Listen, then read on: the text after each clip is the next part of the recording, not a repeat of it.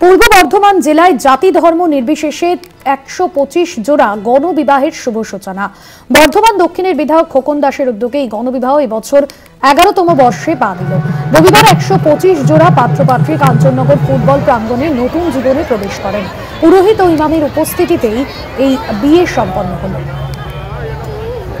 আমজাদ আলী শেখ রয়েছেন ফোন লাইনে। আমজাদ, গণবিবাহ ১২৫ জোড়া জাতি ধর্ম নির্বিশেষে একেবারে অন্যরকম ছবি, কি ছবি ধরা পড়লো?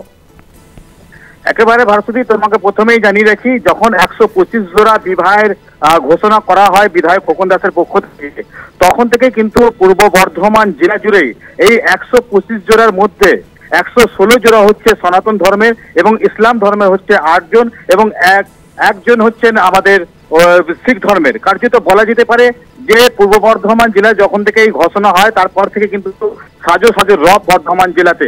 সার্বিকভাবে আমরা জানতে পারি যে পূর্ব বর্ধমানে ১২৫ জোড়া যে বিবাহ হচ্ছে, সেই বিবাহের মধ্যে দিয়ে কাঞ্চননগর রথতলা এবং কঙ্কালেশ্বরী কালী মন্দিরকে সামনে রেখে যেভাবে বড় একটা প্যান্ডেল হয়েছে, সেই প্যান্ডেলে তাদের রাখার ব্যবস্থা এবং আজকে দুপুর বেলায় যখন বরযাত্রী ওখানে টোটোর মাধ্যম দিয়ে ঢুকবে তখন সেই ব্যবস্থা করা হয়েছে। গোটা রাস্তা ফাঁকা রাখা হয়েছে যাতে কোনো রকম অসুবিধা না হয় এবং জেলা প্রশাসনের পুরো দায়িত্বে রয়েছেন যাতে কোনো রকম ভাবে অসুবিধা না হয়। সেই দিক দিয়ে খোকন দাস তিনি জানাচ্ছেন যে এটা একেবারে মুখ্যমন্ত্রী মমতা বন্দ্যোপাধ্যায়ের অনুপ্রেরণায় এই আজকে ১২৫ জোড়া বিবাহ দিতে পারছেন এবং তিনি আজকে সকাল ১০টার সময় পুরো দায়িত্ব নেন ১২৫ জোড়া যে পাত্রী রয়েছে এবং পাত্র রয়েছে যাতে কোনো রকম তাদের অসুবিধা না হয় এবং তার সঙ্গে সঙ্গে যে পাত্রীদের যে ফোন থাকে সেই ফোনের মাধ্যম দিয়ে সমস্ত কিছু সাইকেল, ঘড়ি, আংটি, আলমারি, পালং, খাট, সমস্ত রকম যা সামগ্রী এবং ১ মাসের যে রান্না বান্নার খাবার সেটাও কিন্তু বিধায়ক তুলে দেবেন।